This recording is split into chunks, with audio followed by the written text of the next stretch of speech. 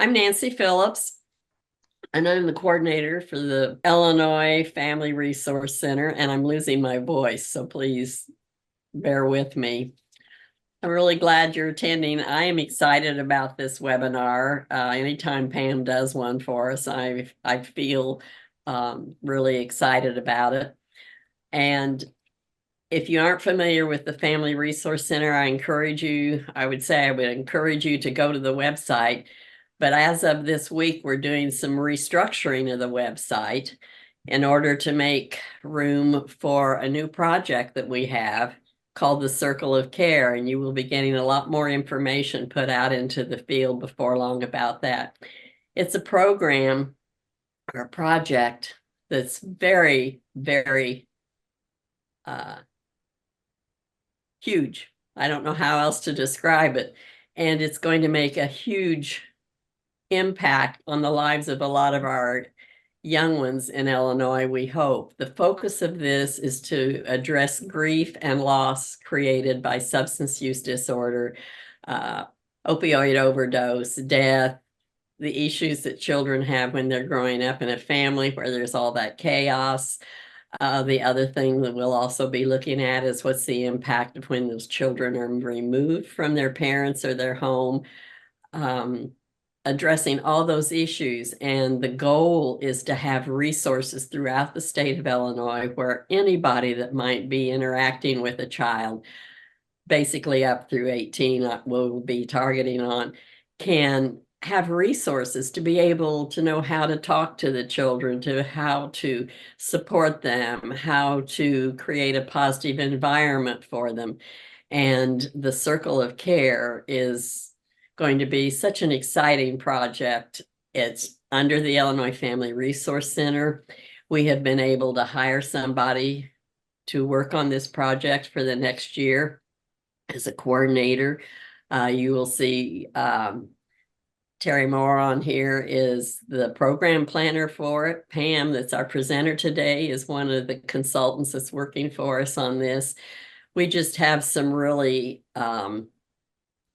and I'm not sure if Ambrosia, who's the coordinator for this, is on here or not. And I get to keep dabbling in that while I run the rest of the resource center, because at the end of the year, all this will remain on the Family Resource Center website, and we will be following up with the trainings and stuff that are created out of this, looking at addressing substance use disorder and grief issues. As we looked around trying to find resources to use and to address this, there weren't any that were combined, because most of the things that are out there now around young people and grief and loss don't take in and factor the issues that are created by substance use disorder in their life.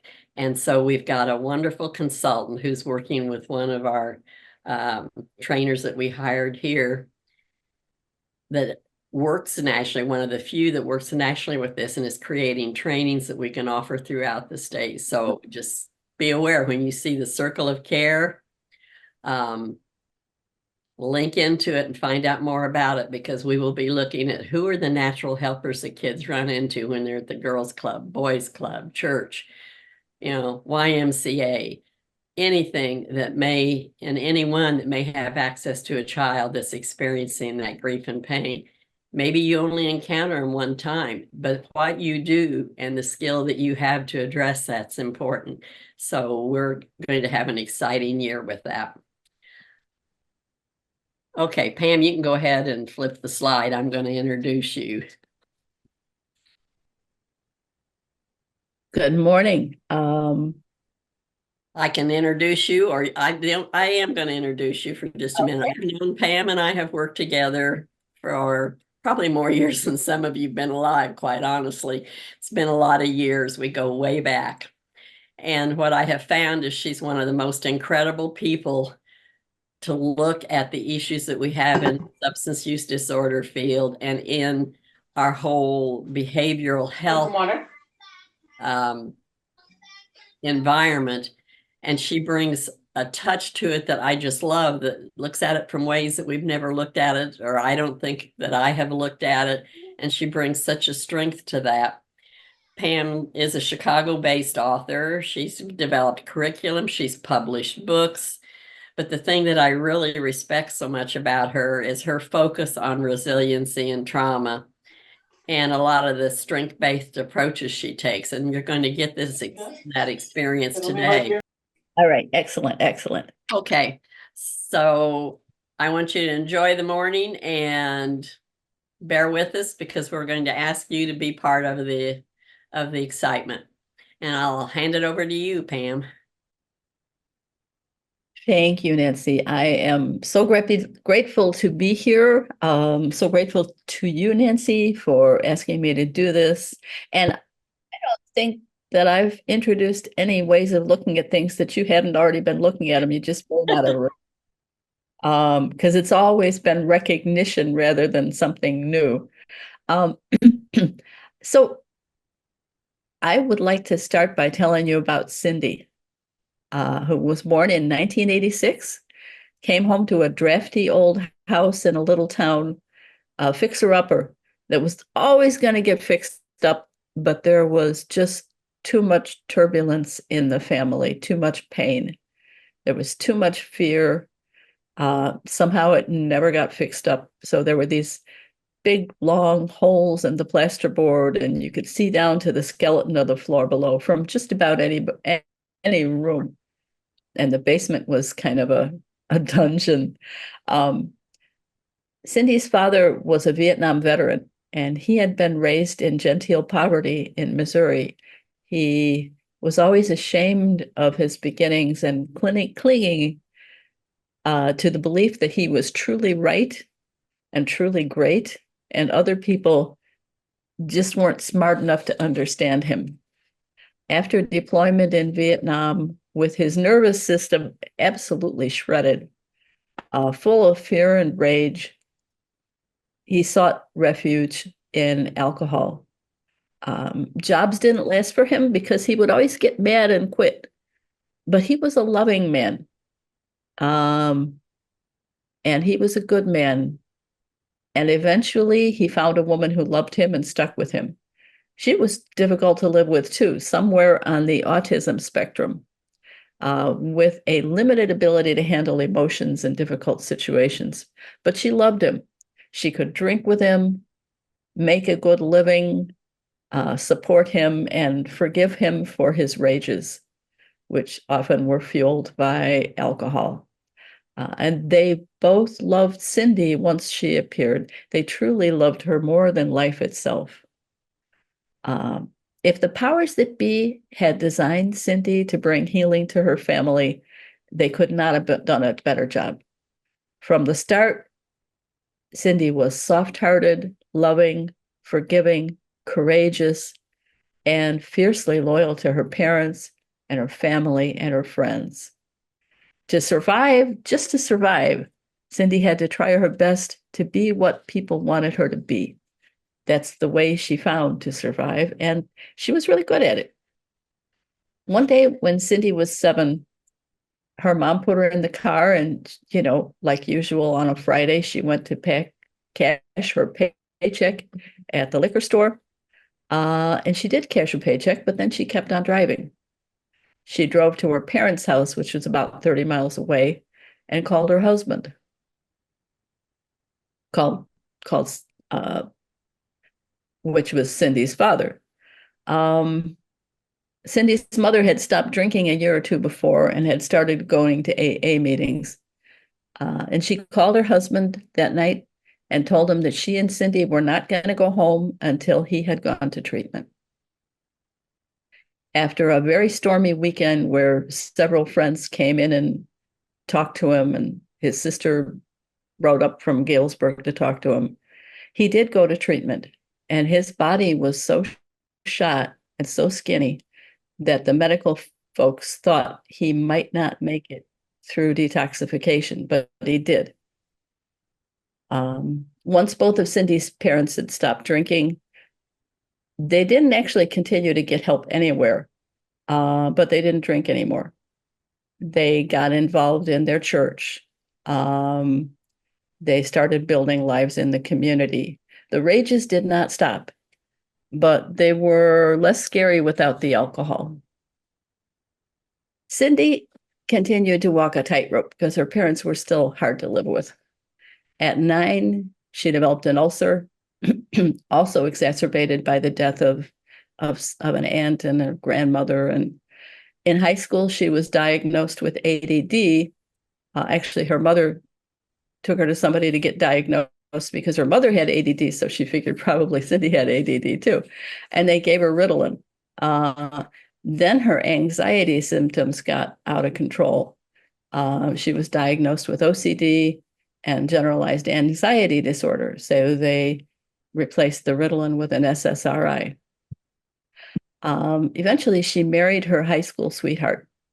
He was a troubled young man from a really strange family who just wanted to play in a rock and roll band. She didn't actually want to get married because he was immature and irresponsible and difficult to live with, and she knew that it would be trouble, but she didn't tell anybody because she'd survived all her life by doing what other people wanted. So she got married. She worked as a hairdresser for a while. She hated it, but she didn't tell anybody about that. Again, you don't. Then she eventually started working as a teacher's aide with children who had behavioral disorders as a result of trauma at home. And she loved the kids, and she was really good at it. But the work has been pretty stressful and pretty traumatizing at times too. She continued to manage her anxiety and do it courageously. 7 years ago, she had a baby, a little girl. She raised her daughter to be rational and self-disciplined, but to be whoever she really was, free from other people's expectations. And it worked. Fast forward to last summer, when Cindy found a therapist who did EMDR, that's eye movement desensitization and reprocessing, which is a body-based exposure therapy with a lot of safeguards built in. After a little while, Cindy got monumentally angry at her parents, at her husband, at all the people who had twisted her into a pretzel all those years. And she started communicating honestly, and sometimes less than diplomatically. She started speaking her truth. Last winter, Cindy asked her husband for a separation and soon after filed for divorce. It has been an unbelievably painful process for Cindy, for her husband, for her parents, and especially for their little girl. But she's sure, down to her toes, that it's the right thing to do. She's working on learning to regulate her reactions to stress and anxiety better, particularly when she's with her daughter. School's about to start. Life goes on. I have been writing in this field since 1990, and there is absolutely no such thing as a typical adult child of a troubled family. Oh, we try to understand people's experiences and find pattern in them so we can help. But every life is its own messy, beautiful, tragic, joyous world. We try to learn, we try to grow humility and compassion. But we are also forever in the wake of the storm. And sometimes the people who need our help the most do not appear to need our help.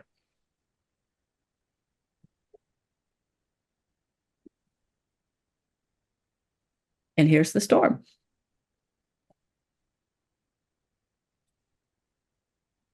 Why does it say troubled families on that slide? Why not addicted families or dysfunctional families? So in this training, we're using the word troubled on purpose. We want to be more inclusive. We want to make room for all the intersectionality that exists, all the different things that could be going on in families, along with the behavioral health conditions. We also wanted to use and maybe encourage everybody to use a less pejorative term, a less stigmatizing term, And troubled families fits. The families are not the trouble. The families are experiencing the trouble. So who are we talking about? We're talking about people whose family of origin have suffered from mental health conditions, substance use disorders, neurological challenges, gambling disorders, eating disorders, the whole gamut. Often the fallout from these conditions can be exacerbated by things like parental divorce, the incarceration of a parent or a sibling, or serious illness or death of a parent and other close family member, sometimes death from overdose, or one of the many other ways of dying from this illness, these illnesses. And families with these conditions may also be experiencing social ostracism or othering, racial discrimination, racism, poverty, foreclosure, eviction, homelessness, many other kinds of adversity. And we're also talking about people whose families have suffered, often for generations, from traumatic experiences related to the substance use disorder, mental health conditions, other challenges, and of course, in many cases, these effects are made worse by conditions in the larger world outside.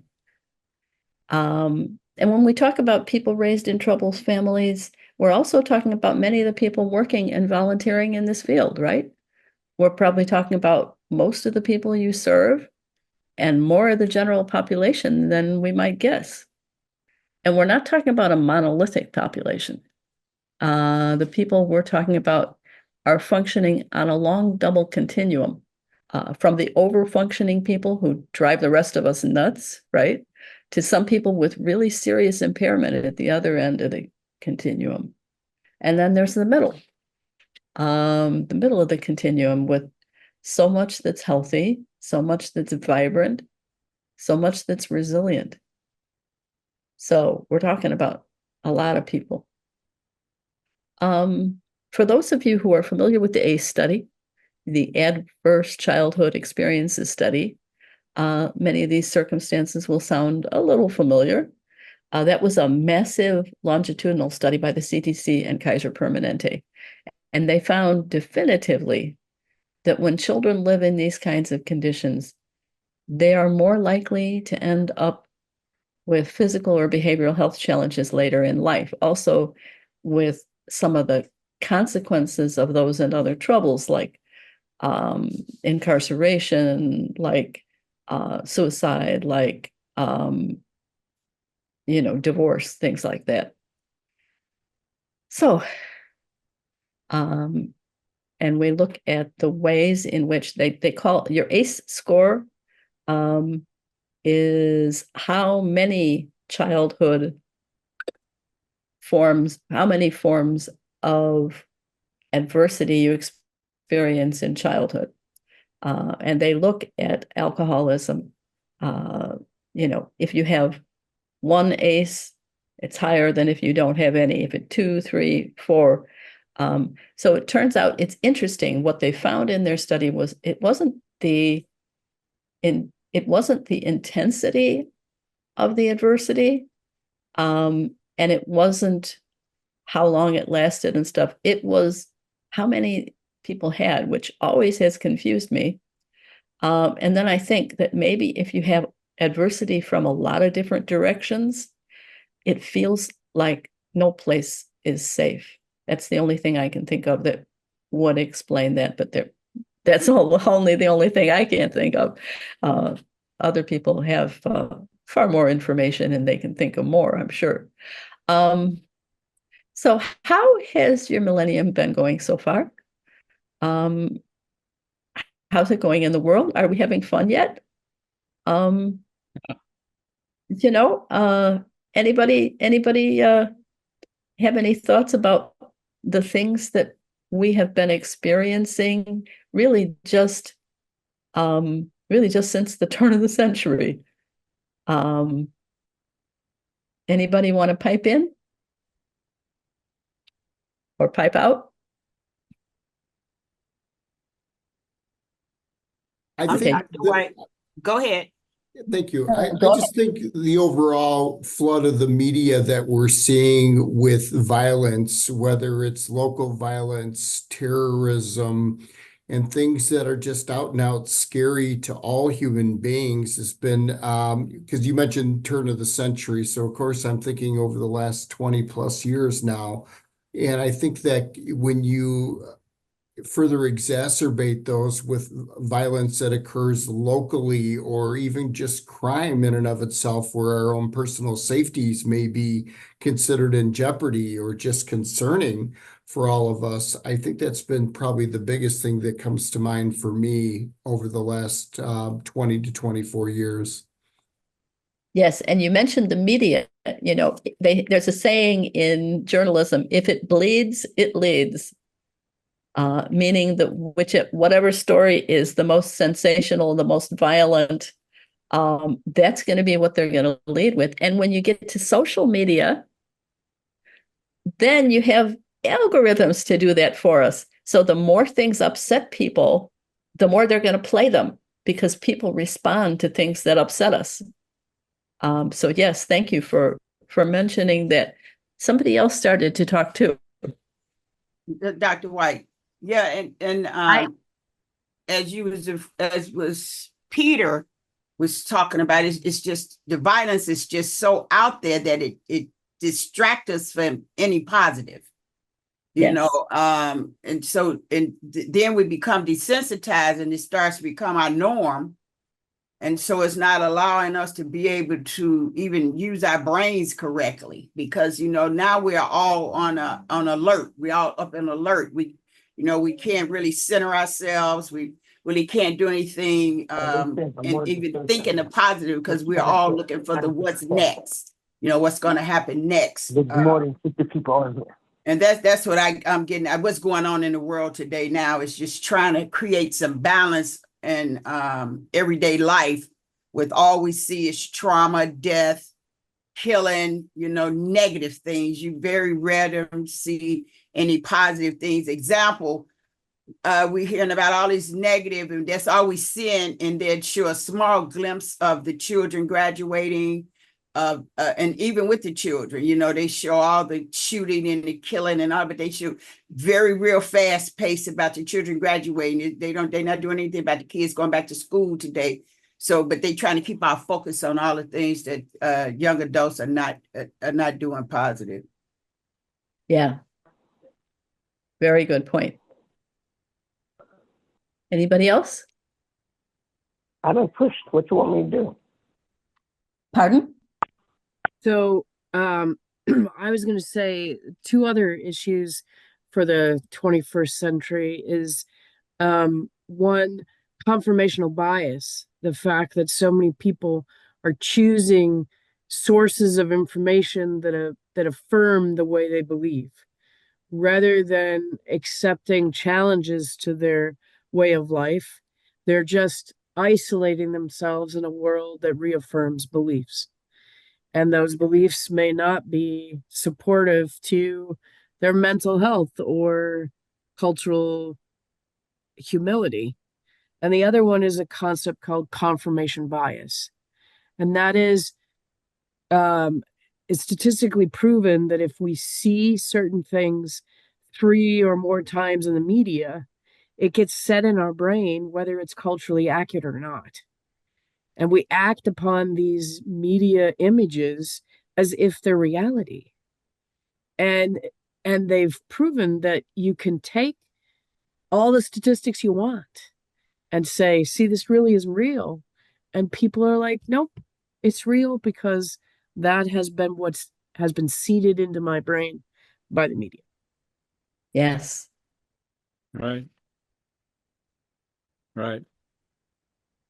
The thing that was supposed to liberate us has trapped us.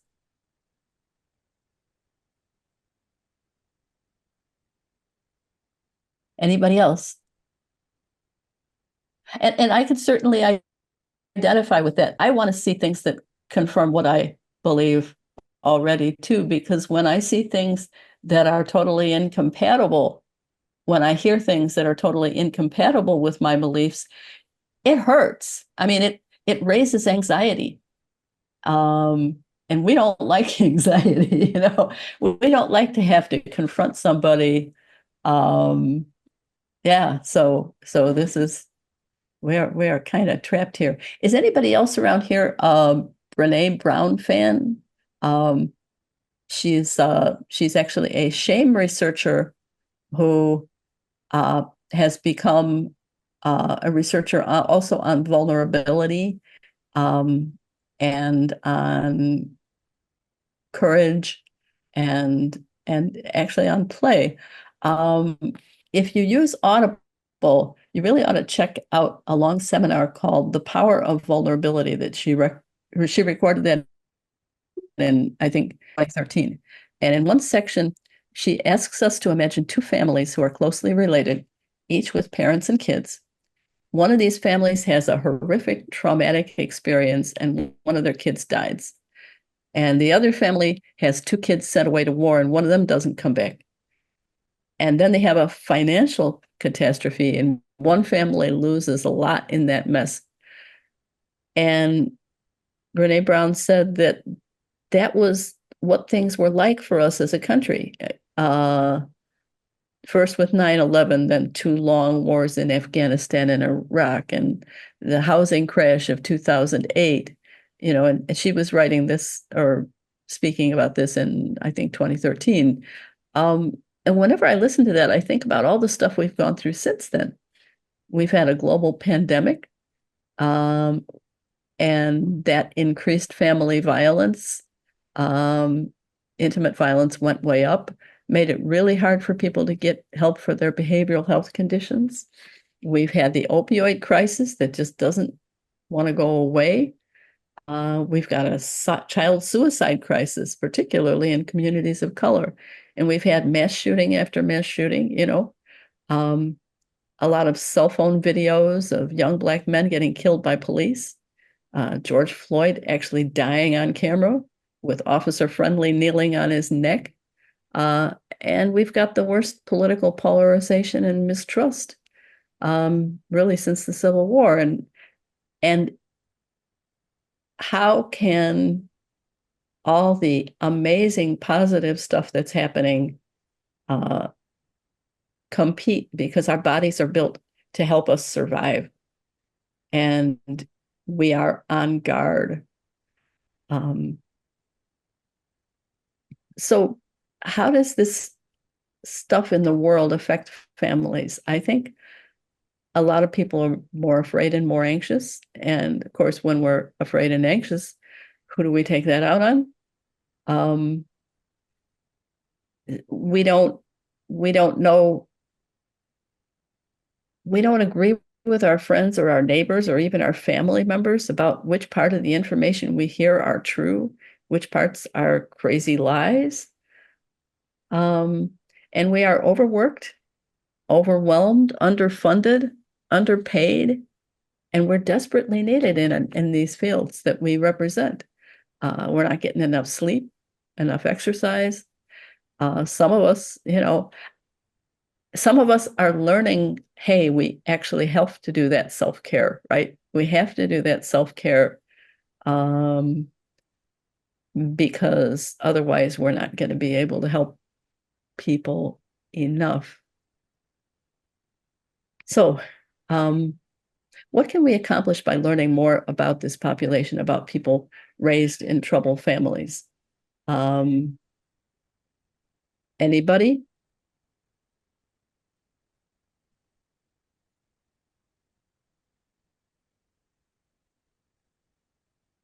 I'm going to take a second to let you think about that because there's a radio in our house that goes on automatically at this time every day, and we can't figure out how to get it not to do that. So I'm going to walk away for 1 second, come right back. And if somebody thinks of something we can accomplish by learning more about people raised in troubled families, please start talking. I've got it. I've got it. Thank you. Okay. David shut it off. Well, we might get some insights into ourselves, into our colleagues, into the people we serve. we might be able to update and expand our vision on this topic because we've been talking about this for decades. We might be able to share with our colleagues what we've learned during our careers. We might get a more holistic picture of the long-term effects of childhood adversity. We might identify opportunities for intervention and progress.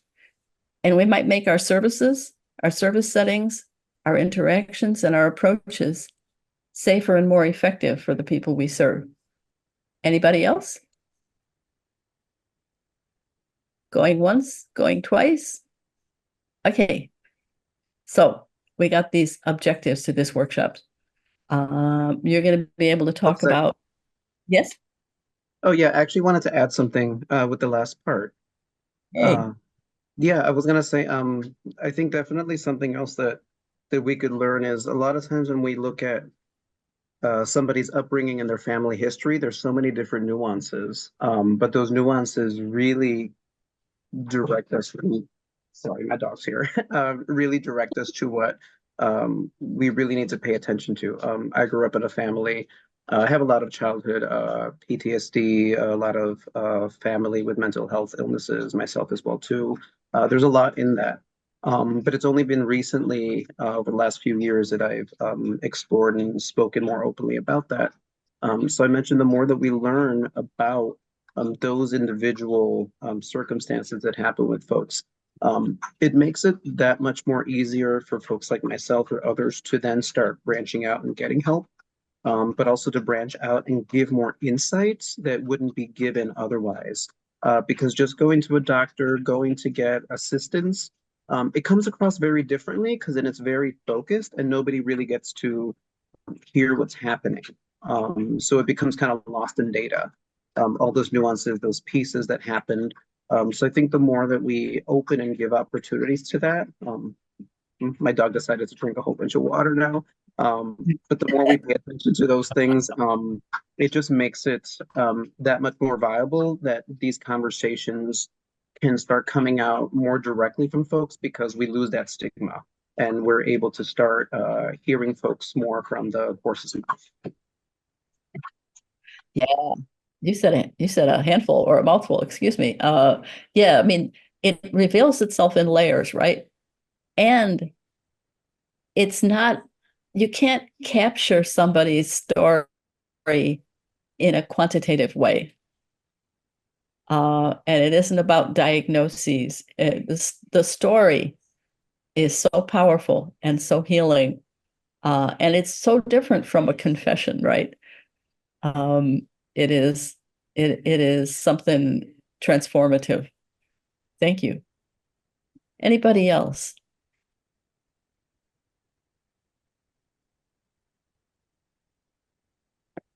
Okay. And feel free to come up with it later. So we're going to look at core experiences, issues, defenses, resilience factors, clinical challenges, things that can get people stuck, things that can make treatment and support services less effective, elements that might make treatment and recovery safer and more effective. So the next section of this training is challenges, and we're going to look at some challenges, and we're going to do that in small groups. And these are the 5 small groups. We'll go through them one by one first before we break it into groups. And here is group 1. This is what group 1 looks like. So if you look like that, you'll be in group 1. No, I am lying. Those are frogs. Group 1 is about core experiences. What are some core experiences that children endure in troubled families? Now, what do I mean by core? Basically central, fundamental, important in deep ways. And by core experiences, I mean conditions in the home, things that happen to kids, conditions in the neighborhood, what happens to kids, like being shamed and blamed, being neglected, being lied to, being treated badly, being whatever. So that will be group one. What are the core experiences? Group two, what are some core issues that you've seen in children or in adults who were raised in troubled families? Because some of you may be coming from the child side, some of you may be coming from the adult side. And by core issues, I mean some of the ways in which the child is affected, like being ashamed of who they are, issues with trust, being afraid all the time. So, we heard that core experiences are about what happens to the child, and now core issues is more like ways in which the child and later the adult is affected by what happens to them.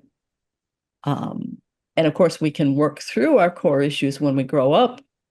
But we've noticed that there are some limitations to that, and that we carry a lot of those core issues, even though we've been working on them a lot, and we carry their ghosts in us sometimes. Group three has core defenses. What are some of the core defenses you've seen in children or in adults who were raised in troubled families? And by core defenses, I mean attitudes or actions that kids sometimes take on, because on some level, conscious or not, they sort of think it might protect them, or they don't think it consciously, but that's the impulse, like blaming themselves for things that aren't their fault. Because if they're to blame, maybe they have some hope of being able to control it someday if I can just be better. Or like being really tough, I'm going to hurt them before they hurt me, or being perfect. And I'd like you to talk about core defenses in children and adults, because again, we don't necessarily let go of these defenses just because we grow up. Group four is going to talk about core resilience factors. What are some of the core resilience factors you've seen in children or adults who were raised in troubled families? And of course, I mean some important resources that may be around, like a caring adult, cultural tradition, a really good group of friends in the neighborhood, or it could be some skills or talents that the children have already, are born with or develop, like a sense of humor or a love of learning or something. Group five goes into clinical challenges that tend to show up in children or in adults who were raised in troubled families. And what are some clusters of clinical challenges you might be seeing, in case you are?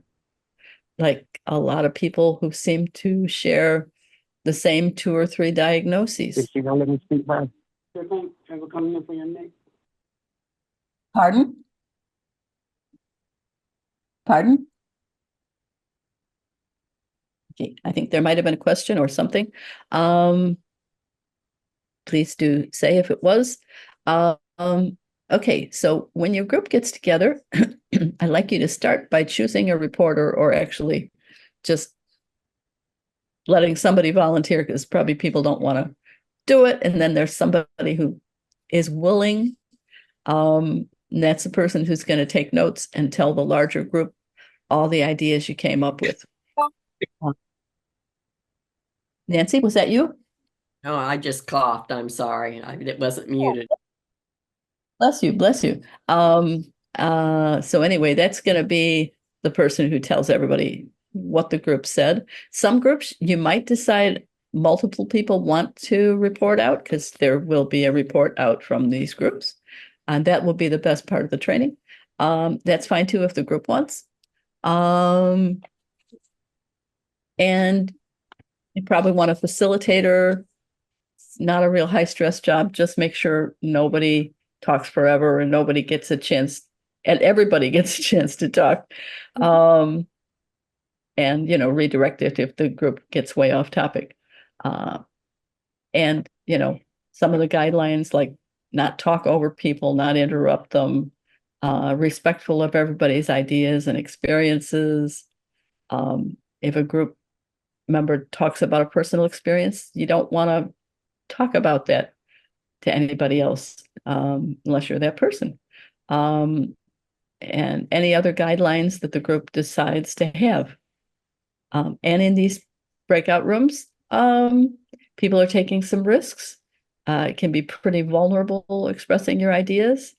So hoping that you will be willing to keep your cameras on and know that we do not care how you're dressed or what your hair looks like. People just want to be listened to. So again, here are the breakout rooms. And you will be magically transported into one. Yeah, this will come up and it will automatically divide you into one. I'm going to just go ahead with the 5 groups. There may be several in each group, but it's going to work better. Okay. You will be in one of the groups and you click on it to join. It'll give you the opportunity to do that. And I really encourage you to do that because it's a lot of fun. You get to know people. The other thing that I will let you know is this is going to be videotaped and it will be posted on our website. I'd had a couple of people ask about that in the chat. So all our webinars are recorded. So I'm going to send you to breakout rooms. And if Zoom's, yeah, just a minute, Pam. Typically Zoom, it often fights with you, but we'll work with you on it. Yeah, Pam. I want to confirm though that the small groups will not be recorded, correct? Correct. Small groups will not be recorded. Yeah. Good point. Okay, let's go. Pam, I'm going to turn it over to you to wrap it up, but I will say it will be about a month and we'll have your certificates out. And there's a survey at the end, and I would really appreciate you completing that. It's just a 7 click, click, click, and do that for us. So I'll turn you back over to Pam. Sounds good. How about group 1? Who's the recorder for group 1 who'd like to give us a summary? Michelle, you're muted though. There you go. Hi, thanks for letting me contribute here. So we were talking about core experiences, and I basically just kind of have a list here. I hope you don't mind if I just kind of work my way down it. But some of the experiences included trauma, several different types of trauma, poverty, abuse to self and others, lack of education, inappropriate exposure to certain situations, witnessing criminal activity, including the use of drugs, alcohol, and partying, inadequate housing, generational patterns, issues and concerns, issues with neglect, inability to provide adequate lifestyle for children, racism, equity and equality differences, divorce, improper, unhealthy boundaries, parents who were active substance users or alcoholics, and sexual abuse. Also, children who were kind of left to make adult decisions at maybe not so much of an adult age. And that's pretty much it. Yeah.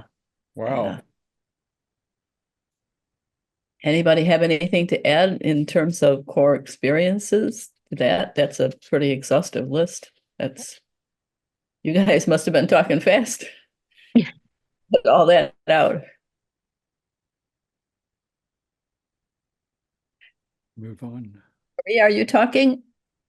You're muted. Okay, maybe not. Anybody else on core experiences? And group 2, we've heard a little bit, but for the reporter, what are some core issues you've seen in children or in adults who were raised in troubled families? Group 2.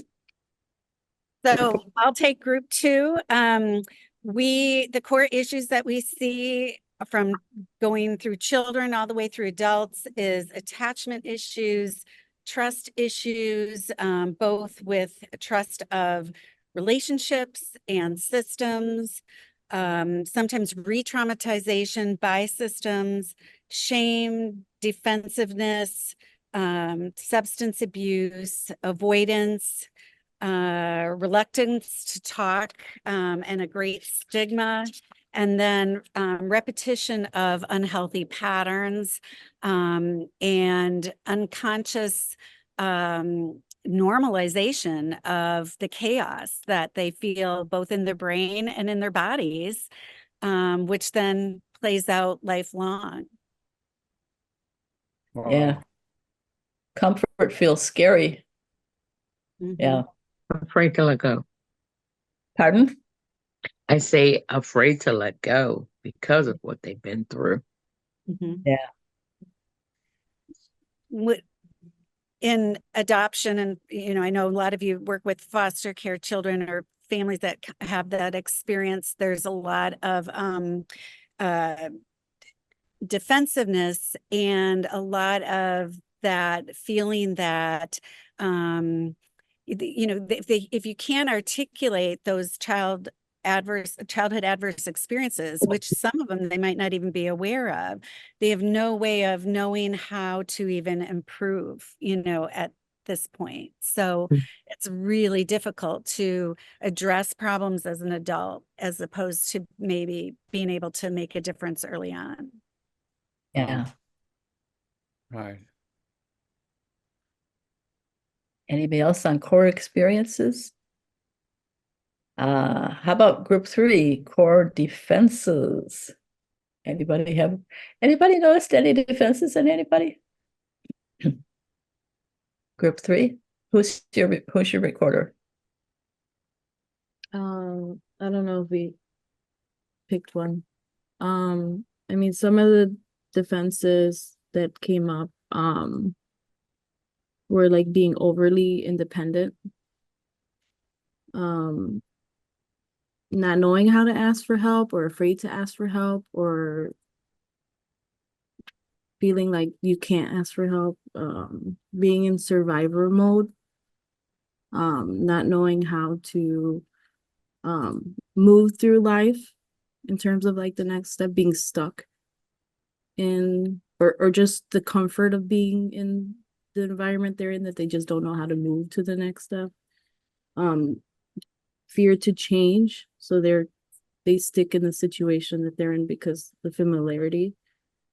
David mentioned the story that you were telling, and how she we talked about how her attitudes changed towards the people that she kind of blamed, or not blamed, but that put her in the position that she felt like she couldn't talk about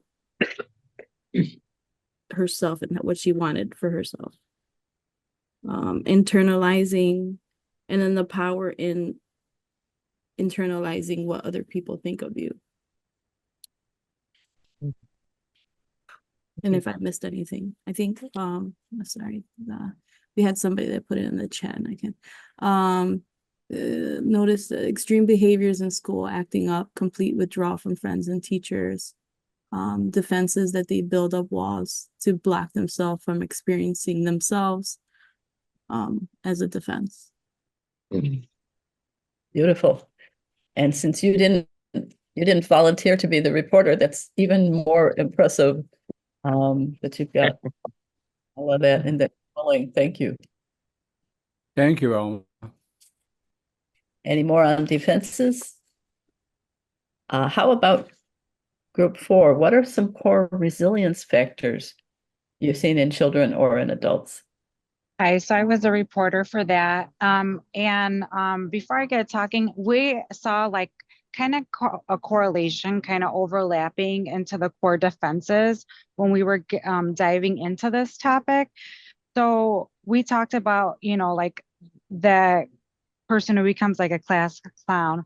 We also talked about people like what they became as they got older, like possibly a comedian, an actor who learns how to mask, how they're feeling inside. They learn to keep things in, they don't take things serious.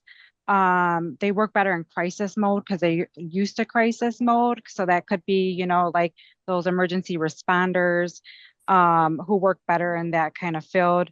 They learn how to minimize things. They don't make a big deal about stuff. They kind of disassociate, and they're not very apathetic at times. They're just kind of neutral, kind of numbness, over independence also. Also learn to kind of their resilience is keeping their emotions in, because that's how they learn to thrive, is just not saying anything, And then they kind of also become like self-taught, like those independents, over independence also, because they don't they don't want to count on anybody. They just kind of want to, the jack of all trade kind of person.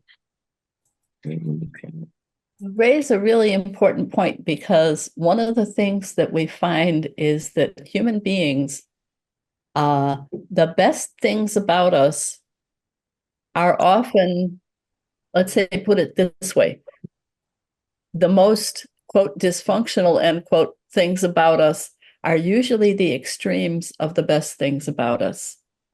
That any skill taken to extreme can be a deficit.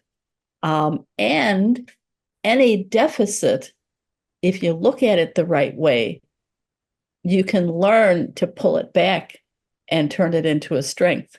So I may be the class clown to avoid emotions, but humor is still a source of great resilience for me if I can learn to stop using it, if I can learn to do the emotions too. So yeah, that's the thing. You hit on exactly the fundamental problem and solution of being human, which is that we carry both in us, and it's like a continuum. So thank you for making that connection between resilience factors and defenses. I think that's very, very important. Anybody else on resilience factors? Any other thoughts? I wasn't in that group, but I did make the point that a lot of people who have been in those situations where they're have grown up in troubled families and then maybe taken it generationally through their own families, once they start dealing with all of that, part of their resilience is to go into a field where you can make a difference and help people. And I also, while she was talking, thought my daughter, part of her resilience was she had a dad who was highly critical and didn't think she would ever do anything or amount to anything. And so she has just like strived so hard just to prove him wrong that she goes really overboard on taking on too much, being the perfect parent. So yeah, you're really right about that whole the best and worst things. So, and just to piggyback on that too, then that's why you find sometimes people making, like life changes as far as like that police officer not wanting to be a police officer anymore. They work through their issues, they work through their crisis, and now they want to do something else. They'll take that and maybe do something, maybe a slower slower route. They don't want to be in that crisis mode all the time. They maybe got therapy, work through that issue, and then they switch hats to something else because they don't need that anymore. Yeah. Yeah, I noticed I worked at shelters before and noticed a pattern of if it was a child who wanted to grow up and be a police officer, they usually had a situation in their life where they weren't protected. And, unless they had a role model in their life who was a police officer. Yeah. The wounded healer thing, the whole Right. Yeah. The wounded healer makes a really good healer, but only if he or she also learns self-care and knows when maybe that isn't enough. Maybe they need to also, get a hobby or a skill or do something just joyful. Thank you. Group 5.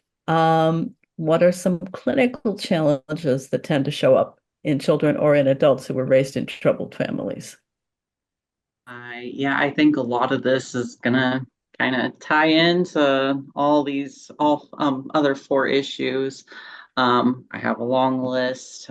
We did talk about lack of trust or loss of trust in troubled families, and that's definitely a challenge working with especially young individuals that have been told not to trust other people or just have lost that through experiences.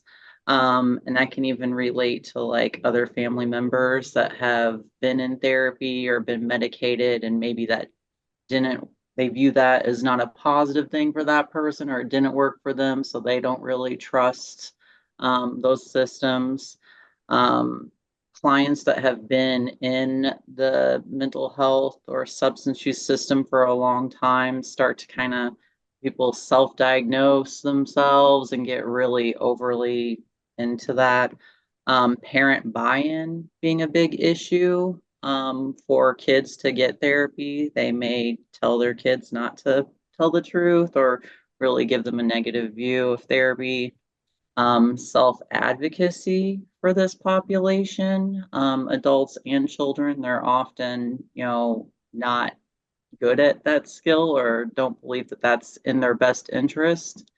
We talked extensively about medication issues, all the barriers that come along with that, the stigma that goes along with that, the cost that goes along with that, the mistrust. I mean, that's part of the opiate crisis, right? Doctors are part of that. We talked about just different community barriers, depending on how many mental health facilities are there. Well, what's the transportation situation look like? We also talked about normalization in this population of like traumatic experiences or problems within a family. Often, especially young people, may just not even recognize there's issues. It's their normal, what they're exposed to on a regular basis. We talked about patterns of behavior in families. And again, that kind of ties into that normalization to where they're not really seeing it as a problem. Stigma related to getting any kind of help, especially if, again, family members have had negative experiences. I think I've mentioned access really to treatment. And also something I came up with while we were going through all this, also transference and so hearing people's traumatic stories, and, taking the time to be very thoughtful about how you respond. A lot of these population, they're very sensitive, even to facial expressions or anything like that. So yeah, I think there's going to be, some more that goes part of that PTSD to where they're a lot more sensitive than a typical client population. I think that's all of it in a nutshell. That's good. That's and you've started into the next topic is how do we make things safe? Because, some people get PTSD, but sometimes people, there's a whole raft of things you can get from trauma, including chronic physical illnesses. I see that Elizabeth has her hand open.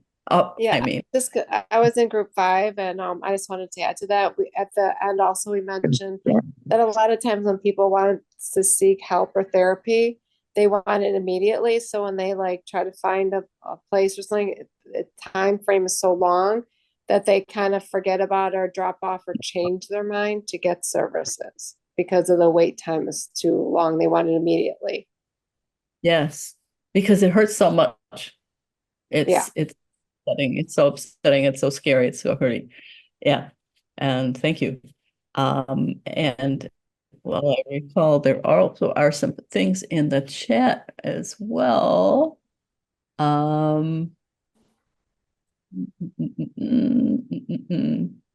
See if we have something.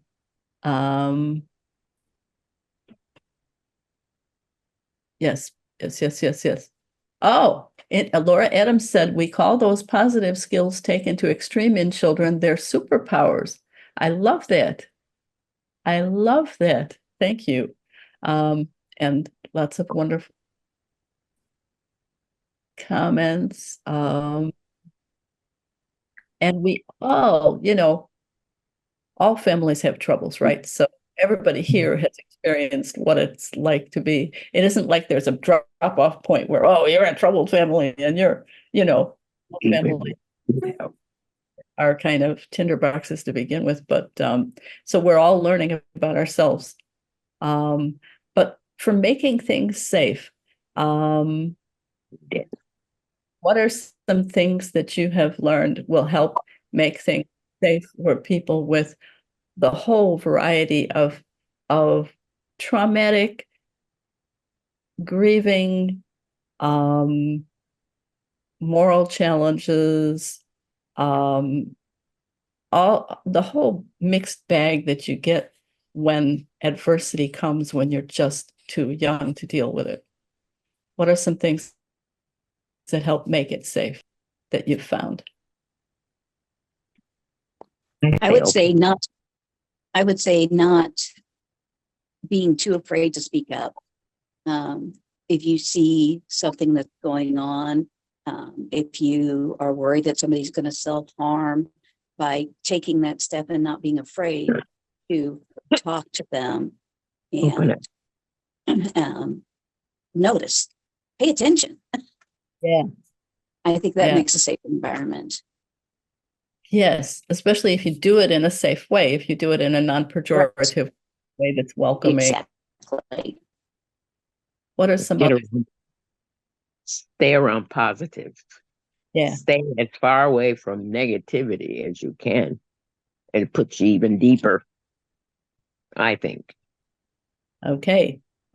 And yeah, it's like, I think when I hear that, I'm thinking that you're saying, don't make them dig in there and get that stuff out. Right. Because after all, until people learn really good skills of bringing down their nervous system reactions to stress and trauma, it can be very dangerous to go there.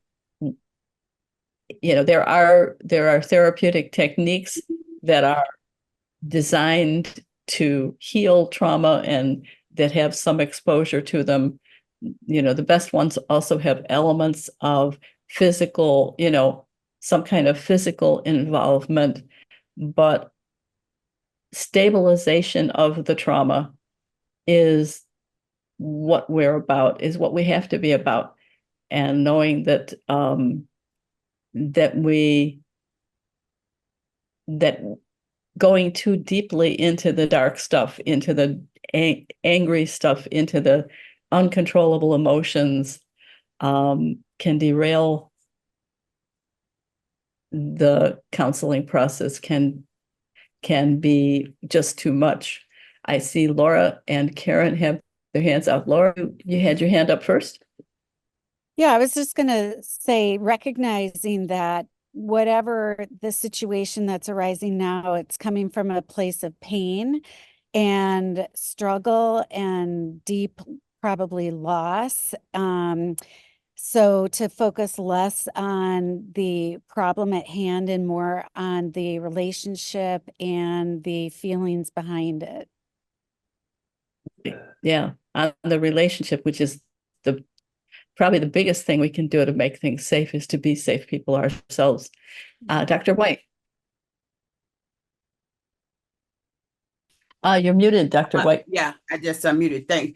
And thank you so much for bringing that up for those of us who work in the field and work with individuals about to not just jump in and want to bring that out. You know, I talk to the other clinicians and people that work with me and I train, that is not would put you as a good clinician or therapist, because a lot of times they believe that's what it is to put people. I say it's very hard to bring them out. So that should not be something we should jump into. It needs to be a slow paced thing, you know, and take a little bit at a time, a bite at a time. And when they're ready, and sometimes they want to be ready already, but we should have to be able to pull them back first before this happens. Because once they leave you, then what happened? So, you know, I'm really grateful to hear that, because, you know, a lot of people my age and older, some therapists and new clinicians believe that they just need to hit this trauma really quick. And I really caution against it all the time when people are doing it, when they want to come in and say, we want to do a trauma-informed class with your students. I was like, no. no, please, we can't have that in here. So yeah, that's huge. That needs to be put on a sticker and placed on cars. Yeah, it does. And you know, so if you really want to make a lot of progress, teach people breathing exercises, teach them grounding exercises. Teach them to protect themselves. Yes, yes, thank you. Ms. Dockery. Hello, how are you doing today? Fine. Well, I don't know, the things are all mixed up. My name is Thyrothika Hill. I am a part of Ms. Dockery's program, Echo Development Center. Um, and I was actually listening to a lot of what you guys were saying, and a lot of it is actually, dead on. And I am, like I put in the message, I'm definitely from a troubled family, and a single family home. Although my mother, she never drank, she never smoked, she was drug and alcohol free her entire life. But another thing that I wanted to hit on was um having a confidant, having someone that you can actually trust with your trauma, which is something that it took me a while to find someone to speak to without judgment. Being from a troubled family and dealing with personal trauma myself, um, we tend to go through phases. We go through so many different things, and there's a lot of stuff from childhood to adulthood that we may do or may happen to us that we're afraid that if we tell people that we will be judged, or talked about. But, we have to know that there's someone out there who has sympathy and who has empathy and is willing to. Sometimes we all want to tell our trauma.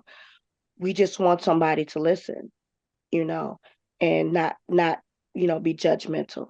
So, that was something that I really wanted to speak on. Thank you. And thank you for reminding us that there is a big difference between going in and pulling out somebody else's trauma and saying, oh, you got to get this out, you got to get this out. And on the other hand, just being available as a respectful and careful witness if somebody decides they need to tell their story to somebody. And if they decide that they're going to trust you with that. So being that trustworthy witness who doesn't try to make people, so when we talk about not going in and digging out the trauma, we're not saying shut them up if they start, we're saying take your lead from the person, but make sure everything is absolutely safe to the best of your ability. Marie Riley. I just wanted to add to that. Yeah. That we have to also make sure that we're not trying to fix people, that when we're listening in a non-judgmental manner and when we're speaking to them, that we're not putting forth things kind of in a questioning manner. Like if you're dealing with suicide, you don't want to say, you're not going to commit suicide, are you?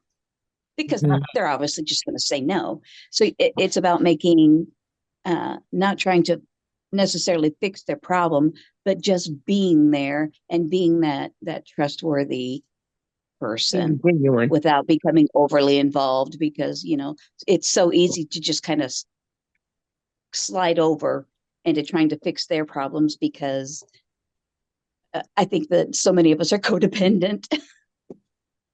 And becoming as knowledgeable as we can. So if suicide is a risk, find out what is good to say, what is dangerous to say, what is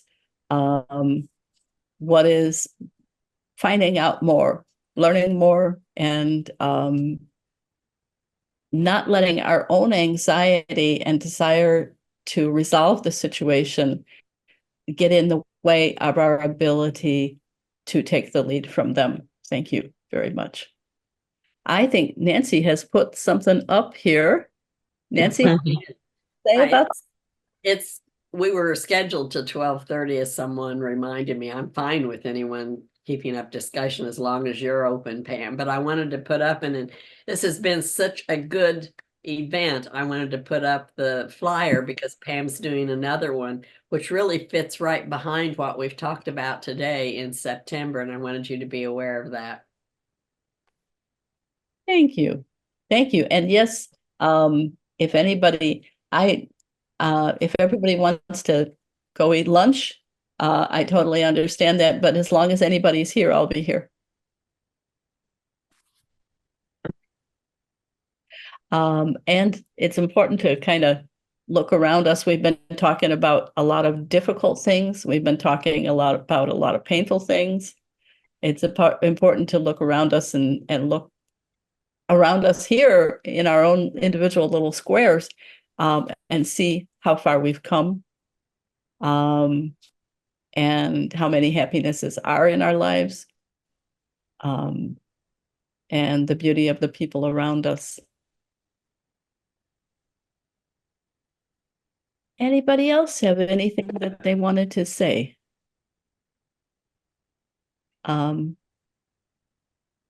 You have been remarkably prolific in your small groups and come up, you guys could put yourselves together and do this workshop. So I am very grateful, and it's been a really good discussion. And as always, I thank you, Pam. I thank you. I thank you for the opportunity. Anybody else? Well done, Pardon? everybody. Yes. Well done, everybody.